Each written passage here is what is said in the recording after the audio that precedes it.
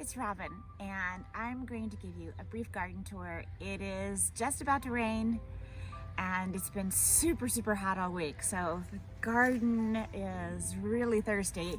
But come along with me, and I'll show you what I can.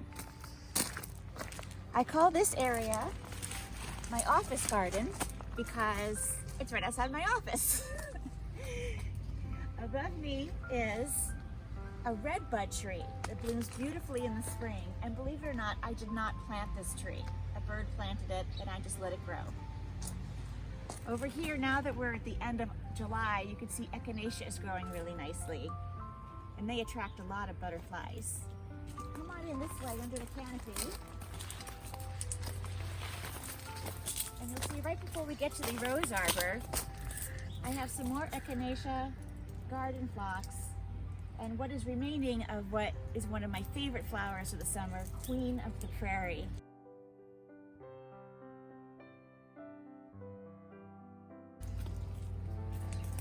Here's the end of these really tall lilies.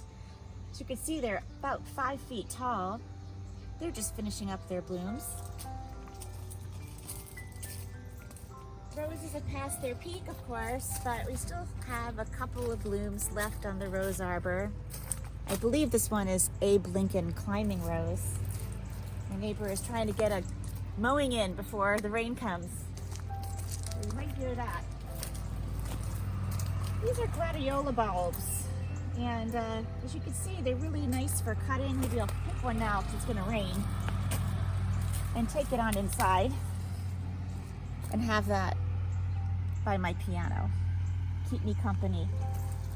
I have some nice daylilies, and this is the end of them here. These beautiful yellow specimens, and I see one last bloom of what we call red volunteer. Can you see it? It's really a gorgeous flower. So this is my office garden, and I have that divided up into a couple of beds. Now, my backyard is not that big. I know on Facebook it looks like it's really big, but my house is pretty much on half an acre. I just dug up a lot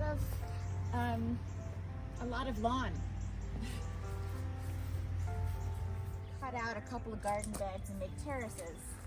But before I show you the first terrace, I want to show you the first hibiscus of the season. This is a native hibiscus, and it comes up every year. Huge white flowers. I'm going to take you to that first tier. Because these tiers are sloped and difficult to weed, I keep them as maintenance-free as possible, and I don't do any watering at all. So it's a mix of plants that I planted and wildflowers. Here's an example of the wildflowers. I didn't plant any of these. These are black-eyed Susans that are native to the area. And a butterfly weed bush that I also did not plant. I did plant these Shasta daisies, and they're really awesome for cutting inside and cheerful. And I did plant on this side these double daylilies. Now, these are the end of the daylily season. They peak in mid-June, but I literally have thousands of them. And when they finish blooming, they look like this. Not too pretty. Usually don't see that on my Facebook. And then what you have to do is take up each individual stick and cut the whole thing down. It's a lot of work. Keeps me nice and busy.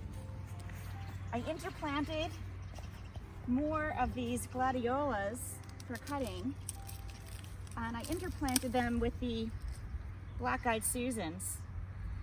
The reason I do that is that the bunny rabbits and the chipmunks do not go after the black-eyed Susans, but they do go after gladiolas, and they will eat them when they're growing. So they kind of get camouflaged this way. I will show you an area where I did not do the interplanting.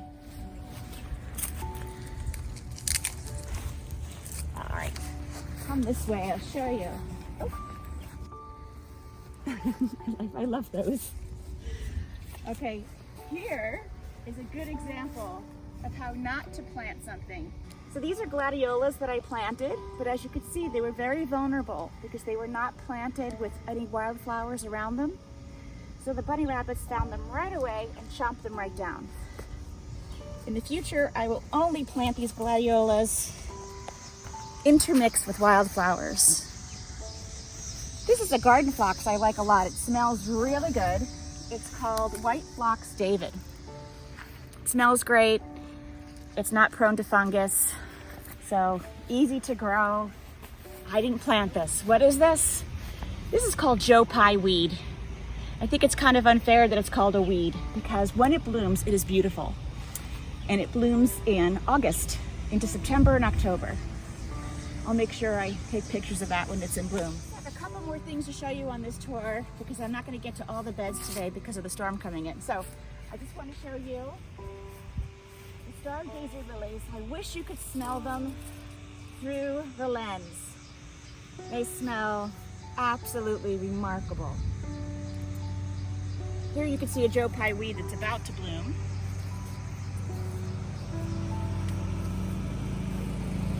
And lastly, can you name this flower? If you guessed Queen Anne's lace, you're right. I did not grow or plant any of these, but you can see they are very popular here in this south bed of my lower tier. This is my carefree garden. I kind of let it go wild. Here's some bee balm. These have finished blooming. I'm letting them go to seed because I want to have more for next year.